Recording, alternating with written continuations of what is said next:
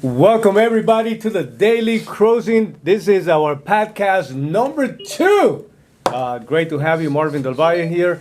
Definitely to my right. Lorena Cristina from And to my left. Alexi Smith. Alexi Smith. Yes. Two very good friends, business partners, know each other for many years. Mm-hmm. Similar perspectives about different things. Today, guys, we want to go through a list of things. As a matter of fact, we're going to mention some of them. Obviously, there are some incredible trending topics right now. I do have to mention that Instagram officially stated that they have the most post on Instagram with 74 million likes. It's my boy. Lionel Messi, you know what I mean? That's unbelievable. 74 million people. But when you think about a game that has, I believe this World Cup was watched by close to 3 billion people. That's crazy. So there's no surprise when you have people that have that many followers and stuff like that. We also have the mess that's going on with Southwest. I definitely want to hear your takes on what's going on with this airlines. We're about to travel a lot. Nightmare. I know, and we're getting ready to do some traveling, so obviously everybody's concerned. We also have the bad news that an incredible legend, you know what I mean? And people use those terms too loosely these days. You know what I mean? Talking about legends and stuff like that. The great king, El Rey Pelé, as we knew growing up in Spanish, King Pelé, the Brazilian soccer legend, dies at 82 years old. From cancer. Has been battling cancer for quite a while right now. I believe he lives behind a net worth of about $100 million.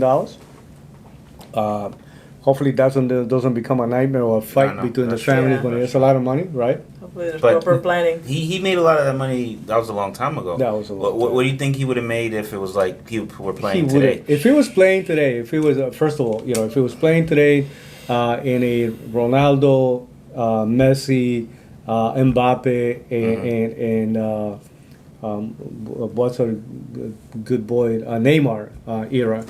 You're talking about a guy that inevitably would have been a $1 billion guy. But by the way, you know what I mean? I don't know how much everybody knows about soccer, but any of the big moves, any of the big players, any of the big things that you see happening today, this guy did it before anybody even knew what to call those moves, you know what I mean? And so I gotta tell you, it's unbelievable to go back and to see, the quality of the game that he was able to play. And the fact of the matter is that unfortunately, we didn't have that much access to social media, but it was non-existent. Obviously, you know what I mean. You don't have that much access to video. Yeah, you know what I mean. So people were like, TV. You're trying to get images out of pictures and the black and white TV and just to see what you can get out of it. The fact of the matter is that every documentary, any little recording that you see from this guy, it's just an amazing thing to see. What about the crazy situation going on with Andrew Tate, especially that sequence of tweets that he had going on with Greta Thunberg, which more than likely led to the Romanian police finding him out something about a pizza box. They're saying it's like, first of all, if you got that much money, what the hell are you doing eating pizza? You know what I mean? It's like kind of, you know what I mean? Bragging about the Bugattis and bragging about all these things, and you have a pizza box in front of. I don't get that. You know what I mean? Even if you're eating the pizza. Maybe Romania's got good pizza. I don't know. But you're right. Probably have some caviar and stuff. Amazing You know what I mean? pizza. And so, but that's kind of stuff. I know. By the way, I do want to talk about it because, needless to say, this guy probably a couple of years ago was non-existent in terms of with the level of intensity that everybody's talking about. But we're definitely going to go into that a little bit because. It's not something that we can ignore, and what I mean. Right now, it's all over the place. Some of the other things that we're gonna do, guys, we're probably gonna give you some recommendations about how to finish the year strong. Some of the habits that millionaires are going to consider committing to for next year, and by the way, also just to give you perspective, some of the reasons why many New Year resolutions actually don't work, right? So, but anyway. Let's go back to this situation with the airlines, guys. You're 100% right. We're going to be traveling soon. How are you? How confident are you feeling? I'm going to drive. Well, I'm flying the day before the event just to make sure I get there. Even if I have to jump on a car, stuff, hits the fan. But yeah, I mean, it's a scary situation. You know, flying back from Las Vegas last time we went out there, we actually were like not boarded onto the plane, so we had to stay in Vegas an additional day. So I know what that life is like. Correct. It's not pretty. For me, I'm not too worried about it. I mean, I'm just paying attention to it. Mm-hmm. You know, just because, like I said, it's something where if you have deadlines or you know you have something that you need to do, it's something I would pay attention to. I'm not overly concerned, but I'm definitely paying attention to it. Just because what's going on now is gonna affect everything for the next 2 weeks. Yeah. You know, just because I think they said that people aren't even able to get flights until like the first week of January. And these are people who are trying to leave from where they were like 2-3 days ago. So imagine being. Or they want to go see family for New Year. Yeah, but I'm saying, imagine you went to see your family on Christmas. Oh my God! And you're stuck there for an extra week. Celebrate Three Kings. It's like a space. Let's face it. Listen, these are the times where people will travel the most. You know, talking about Thanksgiving, Christmas. You know, I mean, New Year's. People are visiting family. It's very significant for people to spend time with each other. But you know. The whole situation started as a weather challenge, weather condition. And now, you know, what it always happens is a lot of the airlines really, I mean, it's not an easy protocol, you know what I mean, to try to manage the situation to the best of their ability. Southwest, even after the CEO came out and said that they were going to get a handle of the whole situation, they still canceled like another 45 to 100 flights. I don't know what the exact number was. So is it like an operational mess that they have going on? Caused by the weather, or was it trickle negligence? effect? Started, I'm truly convinced it started weather-wise. Some of it preventive, you know what I mean? In some cases, some of the airlines become a little over concerned about this situation. So I'm never angry about those things though, because I don't. You know, we were talking about if something goes wrong, somebody's gonna die. You know what I mean? So you can't play around with those things. You got to get it right. You know what I mean? But in addition to that, you know, we still having a funny labor consistency when it comes to the airlines. You know what I mean? Because I read somewhere something about that there were not enough pilots to like do the whole plane thing. I couldn't understand. Every airline They were stuck. is dealing with that. Every airline is dealing with that. It's just that somewhere somehow some of them are getting more affected. You know, they can only work X amount of hours. You know what I mean? There's very rigid on terms of the labor structure. And so you have a situation like that, and you're not able to move enough people around. So I guess a preventive measure is just to say, listen, before we have a bigger mess, how about we stop this right now? But hopefully they're gonna get a handle of it. You know what I mean? Because it is a big concern. A part of me thinks this is actually like an effect that started because of even COVID. Because what happened was during COVID, you already know the airlines took one of the biggest hits. You know, they were shutting down a lot of airlines. A lot of pilots stopped working altogether. Sure. This is probably the first Christmas since COVID where everything is like back to normal. Yes. So then now it's like Supposed to be. exactly. So then now when you have that big rush of people who are ready to travel, they're no longer scared of what's going on with the pandemic. Where the airlines weren't prepared. To deal with that much volume. I think they definitely became overwhelmed by the volume. There's no getting around it. But I don't think they still have a very good handle on their labor force. You know what I mean? I think that they still have a lot of issues with flight attendants and a lot of issue with even pilots. And the last time we traveled, literally that's where we were. We were waiting for one crew to come from. We're not even waiting for the plane. The plane was there. They didn't have anybody to work there. That's kind of like weird, you know what I mean? The first time, usually you're waiting for the plane, you know what I mean? So the plane was already there. We're waiting for people to show up. So do you know? Sorry, I have a quick question. Do you know what's happening with the rest of the airlines? Like, does anybody have like numbers on that or? I know that I just got a message that Frontier, they're now doing like buffet flights. Where you pay buffet flights? Yes. What is it? Like, do you get to eat? No. Listen. I got a message. So you pay it's like unlimited flights. So you get like a membership type of thing? Like a membership. Yes, you pay like $800 for the year. Okay. And you get unlimited flights for the year. Unlimited nights. But why are they doing this? It's because they're hurting. They need money. So if you ask me, I think a lot of airlines are not where they want to be, so then now they're coming up with just come, well, free flights for any reason, That's interesting. Would you do that, by the way? No, absolutely. Like a membership thing? Yeah, like if I would do it if it wasn't Frontier. Okay. If I was younger, I probably will gamble with arriving somewhere. You know what I mean? I can't afford to waste time like that when I'm getting to the airport. Yeah. And I don't know if I'm gonna get into the flight because I Oh, know well, 1,000 you don't people. have a seat? 1,000 people. I In don't this know buffet that. like I don't know if you have the ability. Oh to no, secure yeah, one. you have guaranteed Oh, you do have seats. the ability. Oh, Yeah, so it's okay. not like a what do they call those where you stand by. Yeah, like So when it's you're almost like friends a and travel club type of scenario. Guaranteed right? seats. The only thing is there are blackout dates, okay. which is like There you go. holidays. That's- So Yeah. you can't travel like on Christmas Like or the day right before. now, Yeah, like yeah. you Yeah, couldn't yeah, travel. But outside of that, you'll get a guaranteed Yeah, seat, I and they mean, say you gotta it's- give them like 24 hours to book your seat. It depends, you know what I mean, on when you travel. By the way, Frontier was, I believe, last year they spent most of the year, maybe a little over a year, negotiating, trying to purchase Spirit. Did they actually do And that? it didn't happen, you know. Okay. And it's funny that you're saying that they trying to use this as a way of raising capital, Mhm. because it was precisely apparently they didn't have the kind of financials that were Gotcha, needed, gotcha. not enough cash to be able to go forward with a purchase. So JetBlue ended up buying Spirit. So they're absolutely on. Spirit was working very well, that's what everybody's saying. But make no mistake about it, every Spirit single was one. working very well? Yeah, no. Apparently, you know what I mean. They arriving. fixed their bugs? They definitely arriving on. I mean, considered going back to the days where the way they It was started like a with bring everybody. your own chair Yeah, type of thing, everybody like, it was was- talking about. Listen, we're gonna get there. Hopefully, you know what I mean. It's like it was a horror story Yeah. all over the place. But that apparently, they did get their act together. You know what I mean. I know a lot of people that. Consider them, especially, they really expanded themselves throughout Latin America, and they go to places that a lot of the companies have stopped going, so they became a more reliable operation. Yeah.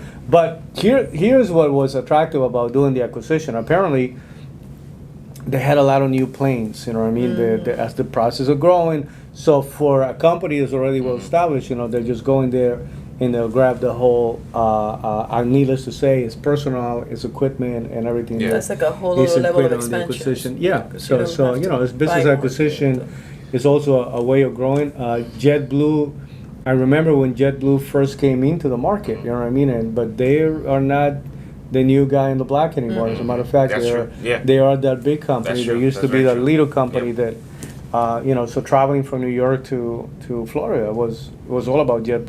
You know what I mean? So, but anyway, hopefully, listen. Considering the stuff that's going on, considering where we are at this time of the year, right?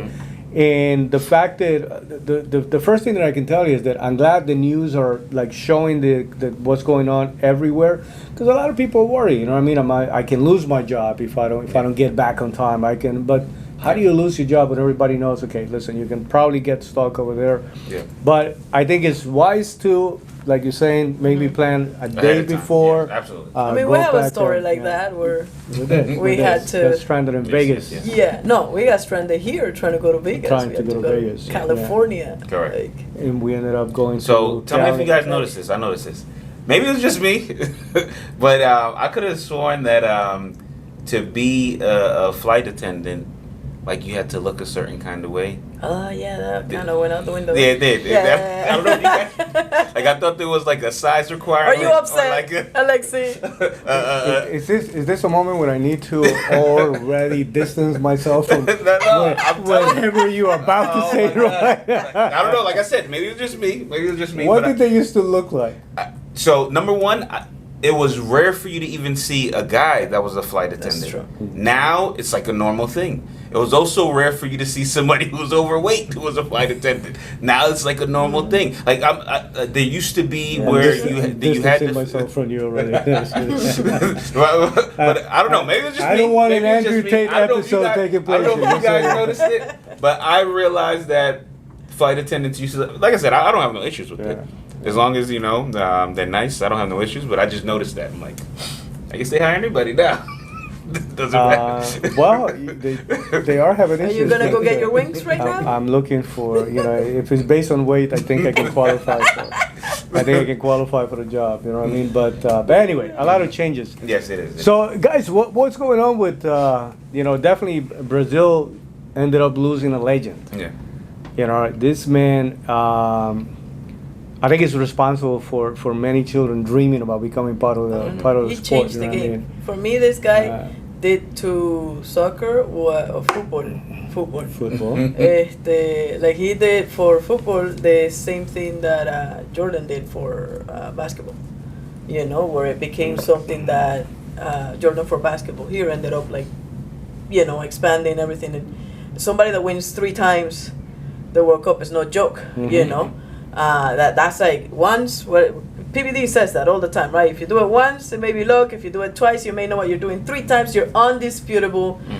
You know, the king. So everything that anybody does, like talk about Messi, whoever came after, is a this guy did it first. They're just following the footsteps of. So and that's how they describe it. It's a big loss for the community. That was his title. And I'm not a huge Brazil fan, by the way. Ray Pelé. You know what I mean? That's right. The King Pelé. The fact of the matter is, it's a lot more foundational than that. You know what I mean? Because today, the whole question about who's the best player, right? And is undisputable that Argentina had a back-to-back sequence between Maradona and Messi right now, cementing his own legacy. You know what I mean? You know what I mean? It's undeniable. But Brazil has always produced incredible talent, you know what I mean, from Ronaldinho to, Ronaldo, you know what I mean, the original Ronaldo, right, and so, but this guy, when you think about the limited resources, I'm talking about not the fancy, you know, equipment that people get to use today, not the fancy medical support. I mean, the players today are being treated for what they are, a valuable asset, a valuable investment. You know what I mean? You have these guys like really, you know, like you had a broken bone, it had to be, you know, it depends on how, can you still run with that thing? Like that, you know what I mean? Can you limp a little bit? So it was a different time. Did you see his documentary though? I seen the documentary. And he grew up as intense, like no shoes. Yeah, you're talking about, you know, again, it was, you know, poor level of poverty. But by the way, most of these players, right, and I don't know the story about all of them, but we look into the story of Messi, maybe not as extreme as the case of Maradona, and even in the case of Maradona, maybe not as extreme as the case of Ronaldo from Portugal. That's true. I mean, these guys come from very poor environments, and you can see a pattern there, right? Like children that grew up in very, you know, either rough neighborhoods or rough environments. And they do use sports, you know what I mean, as a way of getting out of those situations. But it's definitely a big loss, you know what I mean. Obviously, he hasn't been playing for many years, but he became a great symbol. A little bit of a womanizer, you know what I mean. Children all over the place, you know what I mean. But hopefully, you know, when you get to that status, you know what I mean, it's really difficult because.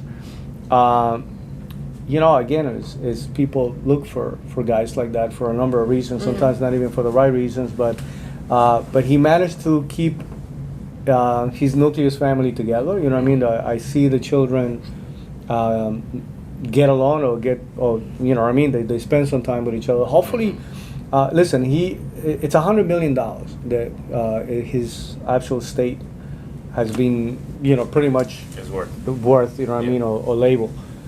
Hopefully, you know, this kind of situations won't destroy the family, won't leave a black mark in the whole situation. It is, just think about that, right? Somebody that had no shoes by the time of dying, going to $100 million, and we're not talking about a crypto investment situation. You're gonna get a guy who plays soccer, who comes from a very poor country, from a very poor neighborhood.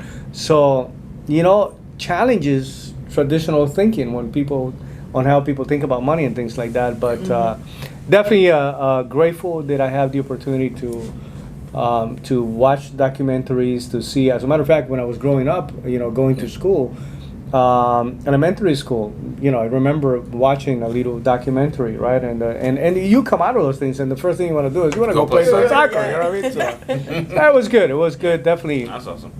But you know, rest in peace, King. Yeah, absolutely. You know what I mean? Hopefully, you know, he didn't suffer much or anything like that.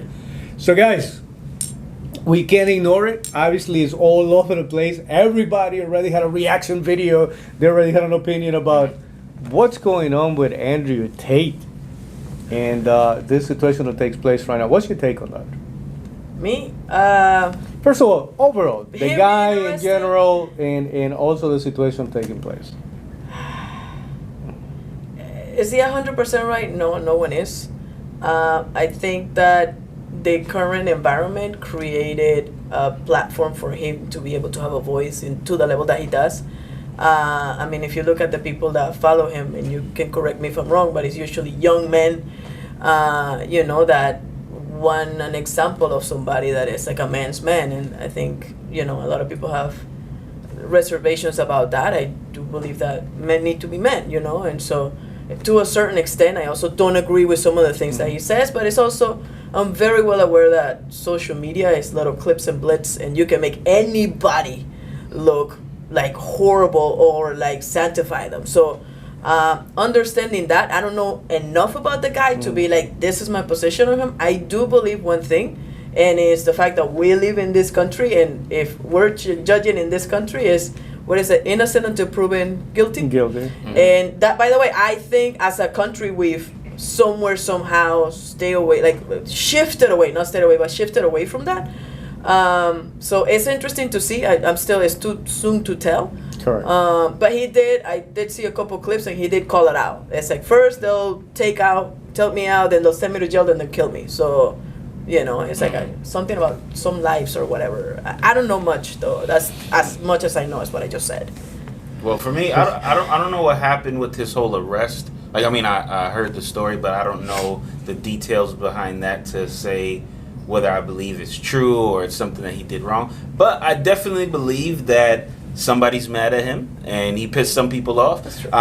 Because I feel like it was a similar situation to like what happened with Kanye, where if you say anything that people don't agree with, they're gonna find a way to shut you down, whether it's connected to what you were saying or not. So I think that pretty much he was talking too much, saying things that people don't like people to say out loud all the time, and he was saying it with no filters, and that becomes threatening, to a lot of people. So I think that was more of a reason. And why do I say that? Because he was also banned. He was also he's banned from certain countries, So then it's showing you that, hey, he's doing something that people don't want him to do. And not saying he didn't do anything wrong. Like I said, I don't know enough of what he did. Sure. But even if he didn't do anything wrong, I'm not surprised that this happened. Because things like this happen a lot. The problem with marketing, the problem with social media, is that you don't know that you absolutely crossed the line until you cross the line. Gotcha. Right? And I think that this guy, first of all, I think he definitely was a marketing genius. I think that most of the times he knew what he was doing to try to create the attention that he was looking for. He created a product that he was able to sell by way of subscription. By the way, he has a class, some kind of university, some kind of training that he sells. A lot of subscribers, I agree with you, a lot of young people that are looking for some answers somewhere else. It's undeniable that right now the language, especially for young men coming up, is not the best possible language. We have right now in our country the divorce rate being higher than has ever been. And so that leaves you with very few role models. So you're going to levitate to somebody's got to fill the vacuum, you know what I mean? And so you have a guy like this talking the game of being a man's man. And I think that a lot of the stuff that he was talking about, it was common sense, you know what I mean? It was not necessarily, but he probably could have definitely chosen a different way, language in a way that to be just as effective, and to deliver a message a lot better, and not to piss off so many people. Like this guy managed to get just about everybody angry, right? So for me, that's the ultimate conviction that even though you were a very good marketer, you crossed the line and you didn't realize that you crossed it up until the moment that and now he's, obviously he was pushing back. We saw everybody put in through the news outlets, every podcaster out there that has any name, any relevant name, made a comment, got him to interview. Patrick out of Valitainment, I think, did a 5-hour conversation with him. Walked away, not having necessarily anything negative to say about the guy per se, but other than maybe there was a different way to deliver the message. You know what I mean? And the problem, guys, is that I didn't. But to be quite honest with you, I didn't know much about the guy. You know what I mean? It's just like 2 years. If I go back 2 years, I know nothing about Andrew Tate. Yes. Right? I knew about Peterson. I knew about Sam Harris. I knew about guys that were also carrying some, life fundamental conversations that you need to have. And then obviously social media right now is you don't know where the person ends and the persona begins, the Gotcha. character. Yeah. And so a lot of people say, no, that's the guy, that's that. You can't be that person 24 hours. You got to be a little bit of a character connected to that because at the end of the day, you even if you have a very clear position about something, the worst thing that you can do is to come across to make everybody feel beyond what your position is that you actually want to be intentionally insulting and offensive to a lot of people. Yeah, but I think that word is a little overused. I think that this guy goes beyond because again, it was marketing, it was monetizing. You put yourself from 0 to It makes you money. 1,000. What is it? Clickbait? The problem is that the same way that you build it up with that level of speed and intensity, right now it appears to be falling apart. Right. So if you are the reason for your success, all credit goes to you. But if you are also a reason for your own failure, what I mean, you can't blame anybody else. The guy always talked about that game of, and what I don't like is, since that situation took place where he was being canceled out through social media, sounds a lot like a lot of those guys. They don't like me. They don't, and I still don't see enough. Taking ownership and taking responsibility. Become responsible. Listen, you stepped into a lot of shit that you were not supposed to. You said a lot of things that got a lot of people offended. What did you think was going to happen? So I feel like it's weird though, because here's the thing: if that is the person, whether it's a character or that's how he actually is, it's like you have to put yourself in that position. Because like if my goal is to be the gangster in the room, right? Then I can't have somebody do something that I would look at as offensive to me and I not say something about it, because then therefore I'm not playing my position, I'm not playing my role correctly. So I feel like he has to be over the top. He has to be the person who says, no, I have a problem with this, and if I'm pissing you off, good, I'm supposed to piss you off. Yeah. So I feel like it goes with the territory to, like, you don't become that person until you die because somebody shot you in the face, So it's like you have to go through that process. Yeah, but there's levels to the game of pissing people off. Correct. Like, you know what I mean? Just Like, landed in jail when you're gonna have a number of people that are just gonna be writing, you suck, you're a clown, you're this. That's true. That's nothing is gonna happen to that. When you have militaries coming at Yeah, but when they say that probably the embassy knew what the hell was going on, but That's true. when you're talking about something that was organized through time, they were looking for the guy. There was like And a pizza box gave him away. Is that for real? When he goes, I don't understand how this guy, especially, again, if you're a marketing genius, how do you leave forget about the fact that somebody's looking for me and the address of the pizzeria and someone in the box. He knew people were. I think he knew that he was being. I think they would know. I really don't know. It's got to be because, again, these conversations, you can't be at that level without also. Here's the thing. When you wanna play bad boy, you gotta not only play the role, but you gotta act the role, and that means that you gotta counteract whatever is coming your way, and you gotta start thinking in that. So you gotta have also some other people that will keep you aware of what's going on, what can potentially happen to you. Some good attorneys along the way, some good private detectives along the way. Some maybe people that would be internally placed in certain locations. In the last that podcast that I was referring to, that he ended up doing with Patrick Bet-David and Adam Susnick, they actually were in Madrid. They went to Spain. They spent about 5 hours, and he was talking about levels of corruption, right? He literally said, United States, the threshold for corruption is too high. Correct. Like, you got to be like a senator to get away with, and I think he was making a reference about, Nancy Pelosi's husband, who had a few incidents lately, from drinking to having a questionable individual that attacked it on his home. We said, I don't even want to know about what the hell was happening there, but just so that you know, so he's making that reference. You know what I mean? You got to be that guy to get away with, you know, some level of corruption, bribery, things like that. His argument is, in here, you got a little bit of money, you know what I mean, everybody, and that might be the case, you know what I mean? They keep saying that Romania is one of the most corrupt countries. I don't know who's qualifying that compared to what? Compared to Venezuela? Compared to, what the hell are we talking about here, right? So, but the fact of the matter is, it appears that he's going in a situation that is so public that even if, let's assume that the country is corrupt.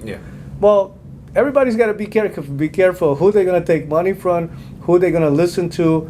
Are they going to let him walk? Who's going to be calling the shots? Because make no mistake about it, like I said, there was some very strong, powerful forces and some powerful people that he managed to get angry. So is he going to be able to just say, here's $1 million, let me walk? And go to a place where he's not indictable. What is it, extradition? I have no idea. You know, so what's the next move, Alexi? You said that he has to continue to play the character to be a gangster. Like. Yeah. So no. So what, if you think he'll keep playing that guy? I think so, because he's young. He made a lot of money, and people like that, you can't tell them anything. They will die by the gun and by the sword if they need to, and then people will be talking about him for 100 years. Possible. You know, I think he'll go that far. Why? Because he fought for a living. He's somebody who, like, most of his businesses is he's not selling cakes, you know. So so I think he's somebody who'll go all the way. The only and like I said, if he was doing something wrong, then he's gonna have to, you know, deal with whatever he did, or even if he paid off the wrong person, you're gonna have to deal with that. The only issue that I have is that most people won't even know the details of that situation, but because they didn't like how he sounded, you know, or how he spoke. Now all of a sudden they have a position of something that they know nothing about. They're like, oh no, he's definitely molesting kids. It's like, what? Why? Because I didn't like the way he sounded in this other podcast. You know, so that's the issue that I think let me be very clear about the whole situation. If in fact he ended up doing a lot of the things that he's accused of doing, you know what I mean? So then he deserves to be in that position. Absolutely. The problem though, is that, you know, when you think about the character that he was playing, right? When you think about the environment, which at that point is drinking, is girls, is a lot of these things taking place connected to the whole situation. And you add to that, you know, the fame and this being generated precisely for playing that character, right? Gotcha. It's so very easy to be in that environment and to come across like those things are actually happening, even if they're not happening. You know what I mean? So it's very easy to fall into that scenario. If he didn't do it, if in reality, you know, he didn't do any of those things that he's being accused, you know, he's gonna have no choice. By the way, he's gonna have to fight it out. He's gonna have no choice. He can't be a person who is hiding for the law, you know what I mean? Because first of all, his whole source of income is being a public person, you know what I mean? So you can't be a fugitive, you know what I mean, running away from, I'm hiding in Dubai because I'm not gonna, that's still, they can cut your income sources and eventually somebody's gonna pick you up somewhere, you know what I mean? So don't order pizza. Yeah, that's the number one lesson, don't order pizza. But listen, I'm dying to see how this whole thing is going to develop. And the last thing that I will tell you about that situation is, you know, I don't know a lot about his brother. You know what I mean? I don't know a lot about his brother. I know that they talk about the Tate brothers. You know what I mean? The same way that they talk about the Logan brothers and all of these guys, right? But I don't know. You know, again, everything that I have seen has always been connected to Andrew, right? Not to his brother, and I kind of feel bad for the brother. I hope he's not worse than, you know what I mean? I hope he's not the absolute bad guy. The mastermind. I don't know, but I just, you know, I can't help it. Like when I see, you see somebody who's, you know who he reminds me of? I don't know if you remember somebody that eventually became mayor of New York, who was the, goodness. During the time of 9/11, when Mayor Rudy Giuliani was the mayor, his chief police as a police chief for the city. What's his name? I can't remember his name. I can't believe I can't. This man will stand by Giuliani with that level of loyalty. Like, I'm standing by your side. It was not just somebody standing. You see people that will come around and the politician is saying something, and then you have people standing around. You know that this guy was standing there. It was almost like guarding his, like, I got your back type of scenario. Yes. I look at his brother and I see a little bit of that. You know what I mean? Somebody that was loyally standing by his brother.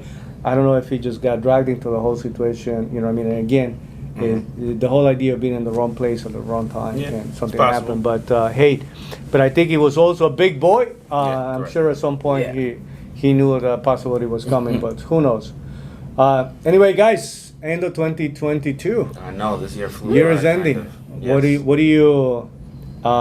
What do you think are some ways to finish the year strong? I think we got a few recommendations that we might want to cover. I don't know if you want to grab a couple of them. So for let me see. So for me, the biggest thing that what you want to do is, and we've been doing this, I want to say, I don't know, last like 3-4 years, probably longer. I don't know. But we make business plans every year. We make pretty much, you start planning your goals, whatever your goals are going to be. Most people, they'll wait till the new year before they start making resolutions, or they'll wait until next year to start whatever their new habits are going to be. So I think to just write it down, put it on paper. We'll even do vision boards. Some people, do that. But to have a clear plan or a clear goal of what is it that I'm chasing? What am I going after? Yeah. Is there a certain promotion that I need to get? Is there a certain income I need to hit? Is there a certain, just have a target. I think most people will mess up because they don't end the year looking back at, what they, done or what they want to be doing next. So that's the biggest thing, put stuff on paper. For me, one of the things is making a decision. You have to decide, otherwise, your 2023 is going to look the same as 2021. And I've been there, it's like I've been, when you work in hotels where, somebody else decides what kind of a raise you're going to get, you're not an entrepreneur. Every year is the same year if you don't really, if you don't travel or you don't do something. And, so I lived through that. One of the biggest things that being part of the industry helped me in becoming an entrepreneur more than anything else is that process of making a business plan.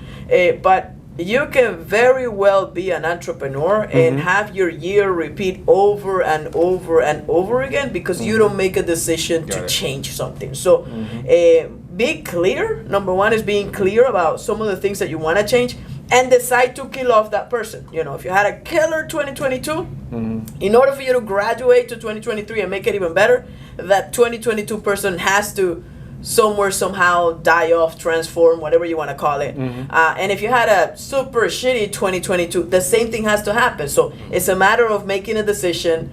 We have a tradition. We have the 12 grapes in New Year's. Yes. It's literally so we have them, we plan them out. It's like a thing. Sofia Vergara has a clip. It's really funny about it in that show that she does. 12 grapes. The 12 grapes. No, she doesn't have a show about 12 grapes. Just don't choke on one of those things. No. It's so serious that you need to make sure and you're eating grapes, and next thing you know, you're choking somewhere. You're gonna if we're spending New Year's together, for a fact that I'm gonna be with my little cup and I'm gonna be offering you one. I'll be respectful if you want and if you don't, but it's 12 grapes, 12 wishes, and for me it's 12 affirmations that would go into 2022. So do that. For me, you got to make an assessment, though. You got to look back and really put on paper what actually went well for you for 2022. Good, bad, and ugly. See if you have the ability to improve on the things that you did right, and again, constantly testing your capacity. Obviously, if something worked for you, you want to know how to duplicate that and make it bigger. You know what I mean? But the real juicy stuff, though, comes from everything that you did wrong, right? You got to look at every mistake that you actually made during 2022, take a serious look at that. I mean, don't ignore it, you know what I mean? And I think that's one of the biggest issues that a lot of people make. They will ignore these things. That's where the real good information happens to be, you know what I mean? So you can actually go and have a better 2023. Definitely go in with a plan, you know what I mean? Don't. It's not just dreams and goals, you know what I mean? You got to have a plan, you know what I mean? Can I say something with that too? Also, what I would highly recommend, for anybody who does make a business plan or you start setting goals for the next year, Process I would go over it with somebody that you trust, that you believe has a good track record, because you can think you have the best plan in the world, and it's not a good plan at all. That's something I would definitely do. That's probably the biggest thing that I would say change, like, big aspects of my life, is having a mentor, having a coach, having the right person that I can go to when I think I have a good idea, to be able to say, oh, let me process this with somebody else, versus I'm talking to myself, by myself, coming up with all these ideas, but it doesn't work. It doesn't work. So that's something that I would highly recommend as well. If you process with no one, you'll get nowhere. Yep. Yeah. Well, earlier today I had a conversation with some friends from Colombia and Ecuador.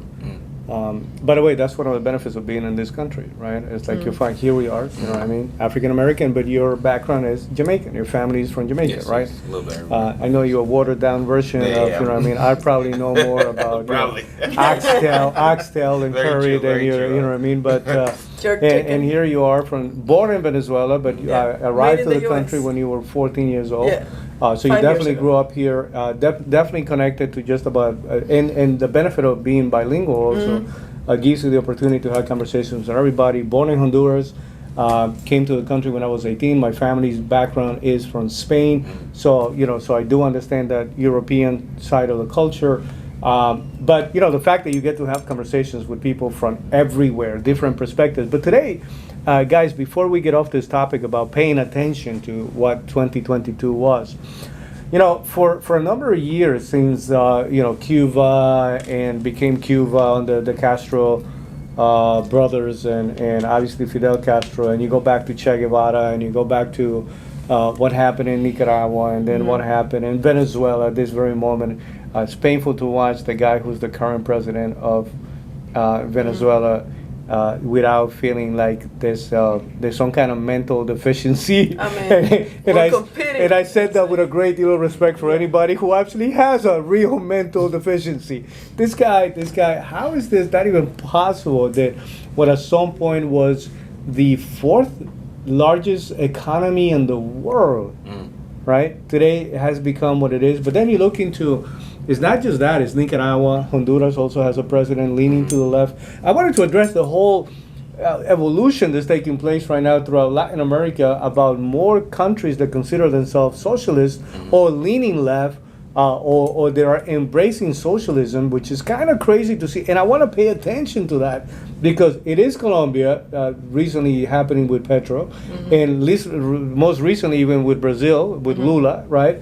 But you already had Argentina, Bolivia, Chile, already going on through this process, Peru, and obviously, needless to say, leading the pack in Latin America, Venezuela and Cuba, Cuba are these two places, and Venezuela, who, by the way, it's just a clear reminder. You can say, oh, great education. Okay, but what do you do with that great education if you don't have a source of employment? Great medicine. What do you do with great doctors that don't even have access to actual medicine? Who's saying great education and great medicine? According to who? For Cuba, that has always been. They rewrote the history of my country. Possible. Yeah. There's some people that have absolutely no clue what happened because it wasn't convenient. By the way, that's happening here.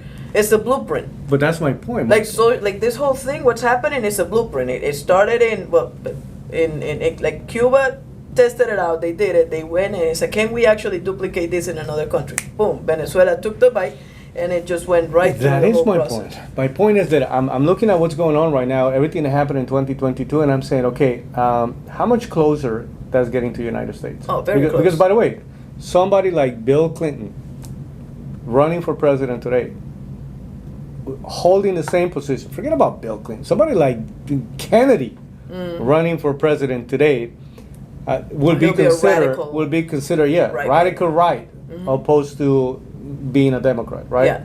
And so we already moving the needle in that direction. As a matter of fact, I will say that capitalism is life support right now. Yeah, very right. much so. Yeah. And so it depends on, I'm always amazed about perspectives and backgrounds. How easy it is, especially for a young generation, to make an argument. I think that Patrick just recently have a young man. I don't even want to quote the name just because I don't. And I just find it amazing. You know what I mean? I'm a guy that came here. I didn't know anybody. I didn't speak the language. I was able to build a financial stability and was able to do things for other people precisely because I sold out to the idea of self-reliance, you know what I mean, capitalism, building a business.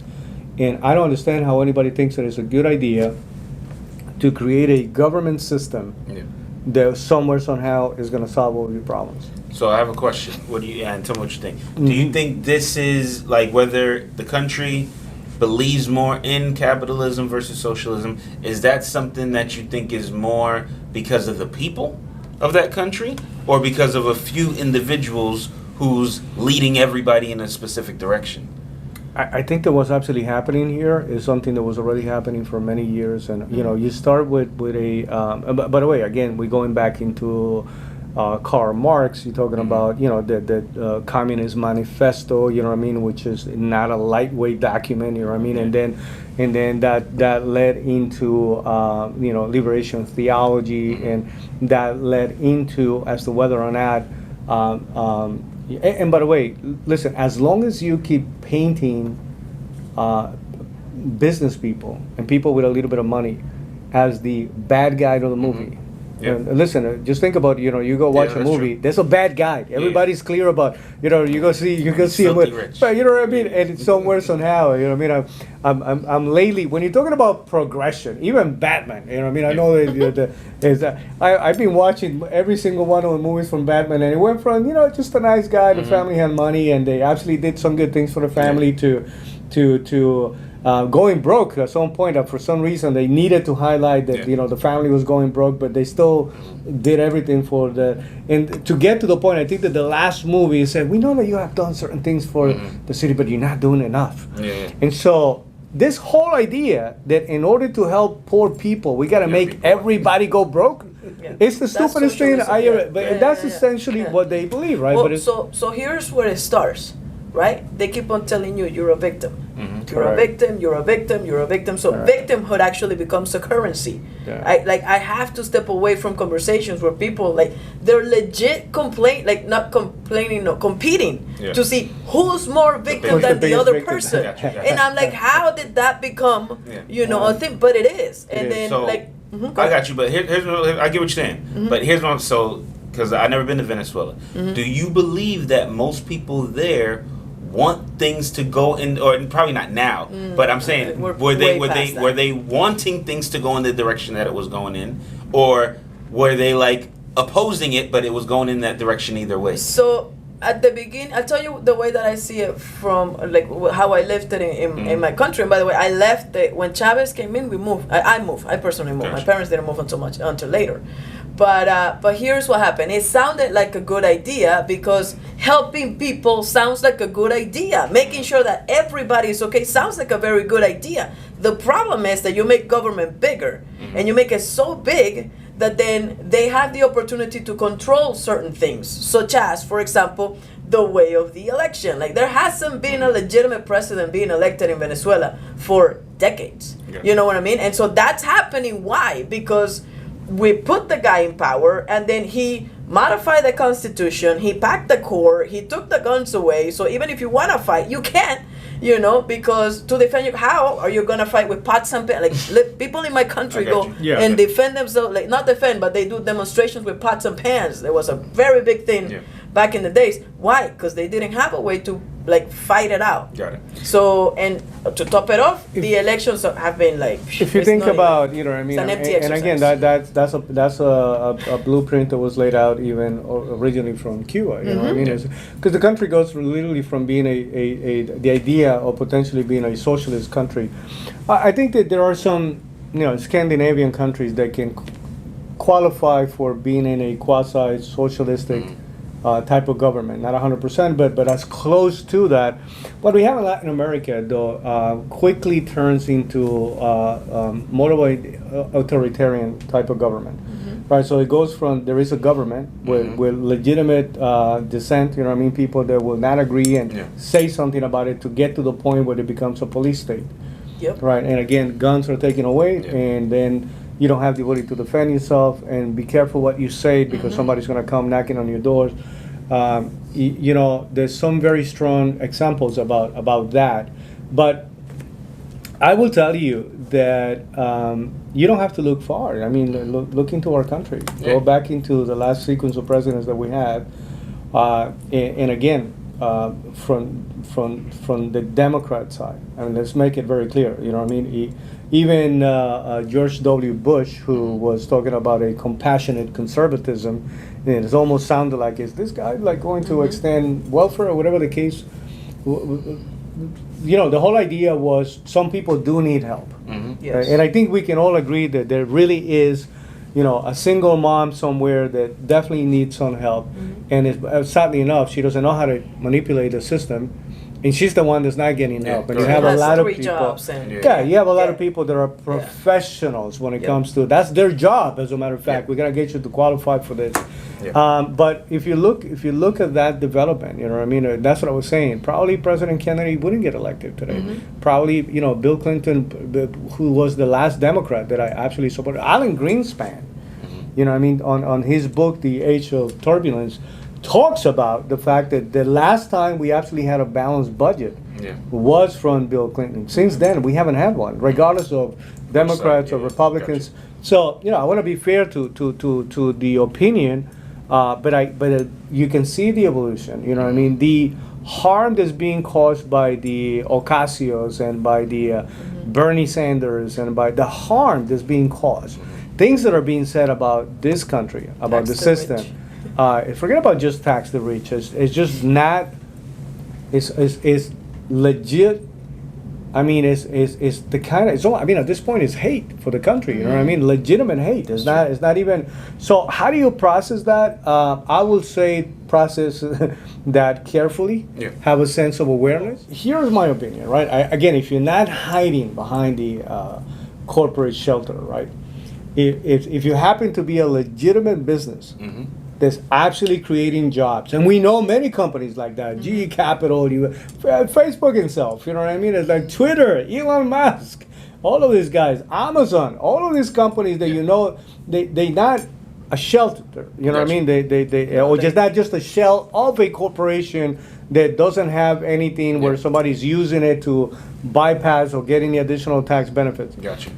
A company that is employing people, is generating wealth, is generating income. I don't understand why you pay any taxes. We should be paying you to help us generate more employment because, guys, we already have an income tax on the table. We have federal tax. We have state tax. We have city. And so you start adding all of that. No, we're in Florida. We don't have city or state tax. But for some of the people, just in case, we are recruiting, constantly recruiting for the state of Florida. Depending on how you're gonna depending on how you're gonna vote, how you're gonna behave. Don't come and ruin it. You already messed it up for your own state. Stay where you are. Don't New York, my Florida. You know what I mean? It's like I don't need air tax. We don't want everybody here. We're not trying to be there.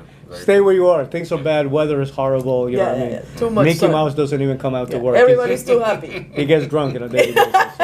But It's true, though, no, just so you but know. my point is like, listen, you also have a consumption tax. You know what I mean? The same dollar is taxed so many times that I don't understand why the corporation have to be responsible. Again, I'm talking about a legitimate corporation that is actually generating jobs. I don't think that they should be taxed at all. You know what I mean? There's a movie. There's a Atlas Shrugged, which is a book.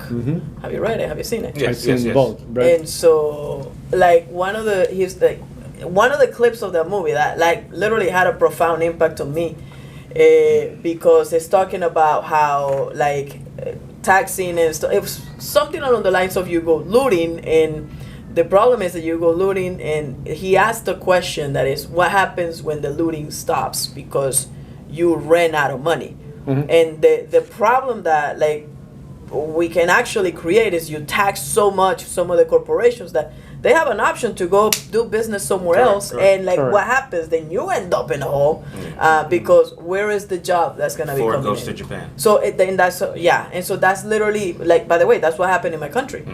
You know, it's like there's not a whole lot of things like, even how are you a oil producing country, like one of the top, and then all of a sudden like you don't even have the infrastructure because if I can buy an island turn it into a country, I'm telling you right now, I will turn that into a tax-free for corporations. The only thing that I will keep there will be income tax and consumption tax. That is it. And I promise you that will generate enough money to, I have some of the best companies coming to me. Just putting that out there if anybody wants to help me buy an island. Just make sure this island, the weather is good. By the way, if anybody has an island for sale, let me start with that. And you want to just transfer it over for a little while, we'll pay you at some point, just so you know. Anyway, guys, I hope you had a phenomenal 2022. I hope there was plenty of lessons learned, right? Good stuff, and hopefully some challenging stuff also. So just a few. You know what I mean? And so, but as you know, people that have become very successful, millionaires, they definitely commit to new habits, or they definitely improve on the habits that they already have. Yeah. Any of the things that you will highlight as habits that you need to commit going into the new year, 2023? So for me, the biggest thing is you got to just know that it's no perfect time to do anything. I think a lot of times we wait for the perfect time to go into business, or we wait for the perfect time to start this new. There's no such thing as a perfect time. So even before you develop the habit, you gotta just start whatever it is you're gonna do. And I think that's the hard part. So like, I can't have a habit of going to the gym if I never go to the gym. I can't have a habit of eating healthy if I never just start. So I think even before the habits, you gotta just know it's no perfect time. You gotta start. You gotta go all in, or at least jump in, even if you're not all in. At least jump in the pool. For me, that's the biggest thing. And then other than that, the last thing I'll say is that you can't rely on what makes you feel good. Okay. I think too many of us, we base so much of our life on how we feel. Too many choices? Not even too many. There is a lot of choices, but it's. No, I mean too many choices based on how. Oh yes, absolutely. Because if I only ate what tastes good, I would eat donuts all the time. But you can't do that, right? you can't only eat what tastes good, so you can't only do what feels good. Right? Yeah. So then there's times where you got to do laundry. You understand? So you have to do laundry, and that. So if there's a habit, do your laundry. And I don't mean like physically doing your laundry, but I mean do the thing that's never fun to do, but you need to do it because of the result you're going to get from it.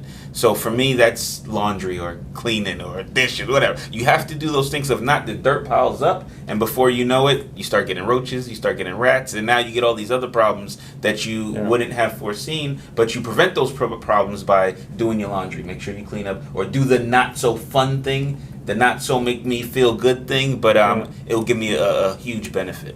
That's what I would say. What are you recommending for?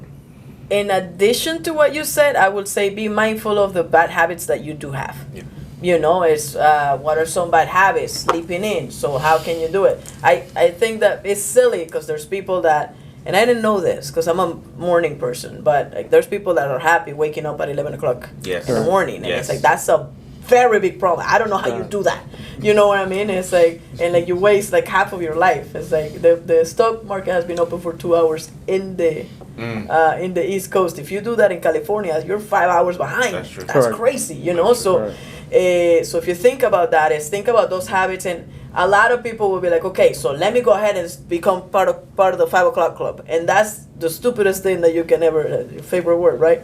That you can ever do, because you cannot go from waking up at 11 to 5. You're gonna set yourself for failure. So when creating those habits, just create habits that will set you for success, that will challenge you enough, but not necessarily in a way that staying away from the comfy, but also not in a way that you cannot function the rest of the day. So what would be a good, if I'm getting up at 11 now, but I seen the video where it says if you want to hustle, you got to get up at 5 a.m. Yeah. So what should I actually do? Start at 9. 9, okay. And then like move up to 8, and then get to 7. But can you do that consistently? And then at some point get to 5 if that's what's important. There's some actual CEOs and big dogs that their waking hour is 7. So Gotcha. You don't have to be the 5 o'clock guy to actually become successful. Gotcha. Especially if you go late into the night. But you can't be the 11 o'clock person. Yeah. Okay. Yeah. I think that Jordan Peterson was the other day was talking about committing to turn it into a ritual. You know what I mean? It's like is building rituals. And I love that approach because I think we are very loyal and very connected to rituals. You know what I mean? As a matter of fact, I know that a lot of people, I'm one of those guys that even, I practice what I practice based on the fact that I enjoy the rituals. You know what I mean? So, but he said things that were extremely simple. You know when you're waiting for this, super philosophical answer that's about to come out and it's going to go, and you're like, oh, what is he going to say? And then he goes, try going to bed at the same time every night. Try waking up at the same time every morning. Try to have a diet that will be consistent while you're eating at the same time. And you go like, how? But first of all, it makes so much sense. Yeah, you know what I mean? yeah. But even if you're running a business, see, that's a cap out already. I get it. You're already going into that direction where you say, yeah, but listen, social media, I only have the time. This is the only time that I can watch the news. I'm sending emails late at night or early in the morning, whatever the case may be. So somebody can use that argument to say, this is why I go to bed late. But it's not just going to bed late. It's just that sometimes going to bed late was 12:30, 1 o'clock in the morning. And then another time was 3:30, 4 o'clock in the morning. That's big. That's a big difference, you know what I mean? And so if you can stick to, okay, listen, I'm not gonna be at 5 o'clock. I'm not gonna be up at 5 o'clock. I'm a 6 o'clock guy, right? But I gotta go to bed at 1 o'clock. And I gotta make sure that I'm also putting myself in a position where I'm gonna be resting, sleeping those 5 hours. That's true. Yeah. Right? Because a lot of people also will go like, like my wife has a book thing, the Audible, that I'm the one listening to at night. Right? She falls asleep somewhere, so now she's having a phenomenal sleep at night. And I'm the one listening to the book, and I'm like, wait a minute, I read it already, right? But I'm listening to that, so I'm the one who's not having a good night's sleep. And then you because, getting up early. right? So you do have to, eat, do the best that you can, you know what I mean? We do run a lot of meetings. You gotta make it your business to eat a healthier. Make a commitment to improve, you know what I mean, to get better. And consume content, however it is that you do. Like, I'm a physical book guy, you know what I mean? I like to touch the book, I'm highlighting all over the place. I got little notes on the side all over the place, you know what I mean? And so I enjoy that process. But I know that not everybody likes to read the book. So Audible, right, opened up just doors to so many people. So I know some people will connect that. My wife is one of them. But guys, video. There's so much to learn today. There's almost nothing you couldn't learn about, even if you're not a physicist. But if you really want to say, I really want to get to the calculation of how much time will take from now to go back to the moment of creation. Like you can literally, I don't know if you can understand it, but there is a video out there that explains those things. So make a commitment to. Well, yeah, I mean, it's a lot of. Watching cat so we went from 100%. I agree with you. I agree with you because we went from there was access to information was something privileged. You know what I mean? There was no access to information. To now we have too much information and people don't know what to do. Obviously. Before they said, well, people are not doing better because they don't have access to information.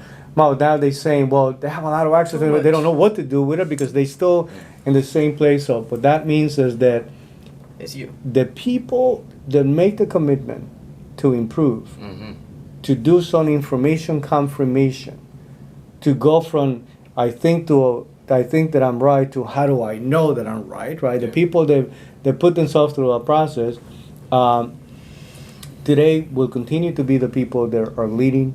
We know personally some phenomenal people. I think that the three of us can agree that somebody like Patrick Bet-David has done of even from the time that I met him, that we met him, right, to where he is today, to see the evolution of thinking and communication, maintaining same principles and values, same commitment to capitalism, same commitment to free enterprise, right? But the evolution to actually become proof that the system is well and alive. You know what I mean? The American dream is going on. So I hope every single person that is going to watch this video and is joining us in this conversation, guys, we want to hear your opinion. If there's anything here that you found of any value, share. the video, pass it around. Make sure to subscribe. Get If you some have other people. something different though, like By the way, it's if like, you don't we're agree going with the anything right. that we send here, Let us know. bring it up. We Yep, very we wanna know much. what you're thinking. Absolutely. We Yeah. we're very much open to that conversation, but we want to wish you, hopefully you ending the year healthy, you know Yes. what I mean? And hopefully you ending the year with a good vision, you know what I mean, for what you would like your 2023 and the rest of your life to look like. We wish you nothing but the best for 2023. Happy New Year. Thank you for being part of this conversation today. Deuces.